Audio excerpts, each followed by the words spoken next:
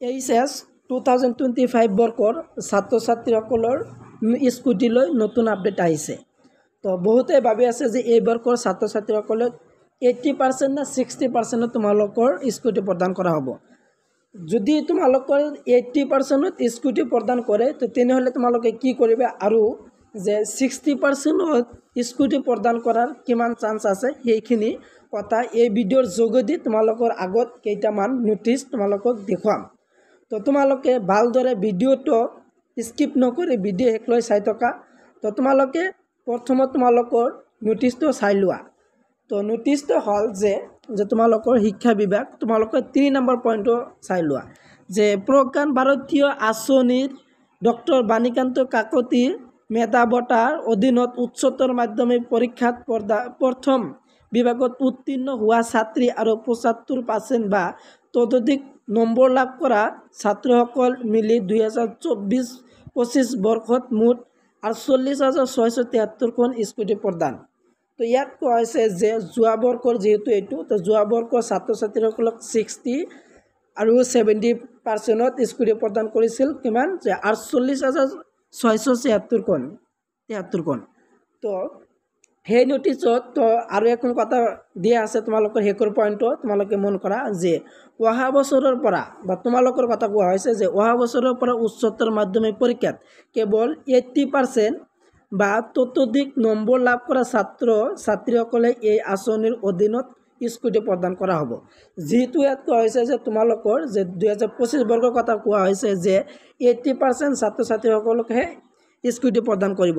তো তোমালোকৰ যদি 80% স্কুটি প্ৰদান কৰে তো তেনেহ'লে তোমালোকে এটা কাম কৰা। তো তোমালোকে এতিয়াই তোমালোকৰ মাননীয় মুখ্যমন্ত্ৰী আৰু শিক্ষামন্ত্ৰী তোমালোকে টুইট যোগে তোমালোকে মেছেজ কৰা যে আগৰ নিচিনাই 60% আৰু 70% এই বৰ্ষতো স্কুটি প্ৰদান কৰিব লাগে।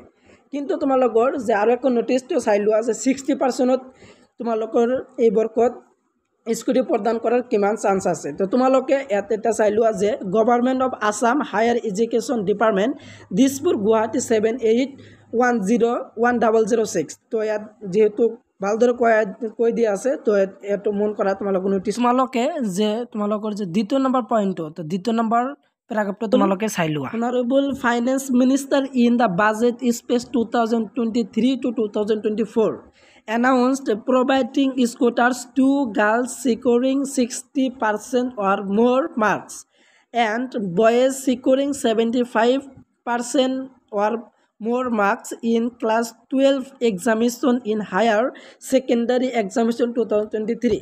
তো ইয়াত কোৱা হৈছে যে মাননীয় বিত্তমন্ত্ৰী 2023-24 বাজেটত কোৱা হৈছে যে 2023 বৰ্ষৰ ছাত্ৰ ছাত্ৰীসকলক 60 আৰু 70% স্কুটি প্ৰদান কৰা হৈছে। তাৰপিছত দিয়া আছে the government of Assam in higher education department decided to continue the scheme for the year 2024-25। তো ইয়াত কোৱা হৈছে যে হায়াৰ এডুকেশ্যন ডিপাৰ্টমেণ্টে 2025 বৰ্ষলৈ এই আঁচনিখন অব্যাহত ৰাখিছে। তো তোমালোকৰ যেহেতু বাজেট হিচাপত তোমালোকে স্কুটি প্ৰদান কৰা হয় তো বাজেট হিচাপত তোমালোকে যে 2025 বৰ্ষতো তোমালোকৰ 60 আৰু 75%হে তোমালোকৰ স্কুটি প্ৰদান কৰিব। তাৰপিছত তোমালোকে যে আছাম হায়াৰ ছেকেণ্ডেৰী এডুকেশ্যন যিটো অফিচিয়েল ৱেবছাইট আছে তো অফিচিয়েল ৱেবছাইটত চাৰ্চ কৰিলে তোমালোকে দেখিবলৈ পাবা যে 60 আৰু 75% তোমালোকে স্কুটি প্ৰদান কৰিব। নহ'লে তোমালোকে গুগলত চাৰ্চ কৰিলে তোমালোকে দেখিবলৈ পাবা যে 60 আৰু 75ত এই বৰ্ষতো স্কুটি প্ৰদান কৰা হ'ব।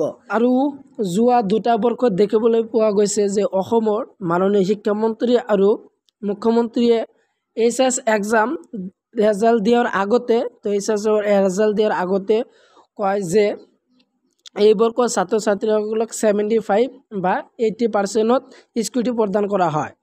কিন্তু পিছত দেখিবলৈ পোৱা যায় যোৱা বৰ্ষৰ কথা কৈছোঁ যে কিন্তু দেখিবলৈ পোৱা যায় যে সেইটো নহয়, আগৰ নিচিনাই স্কুটি প্ৰদান কৰে 60% আৰু ল'ৰাসকলক 70%ত স্কুটি প্ৰদান কৰে।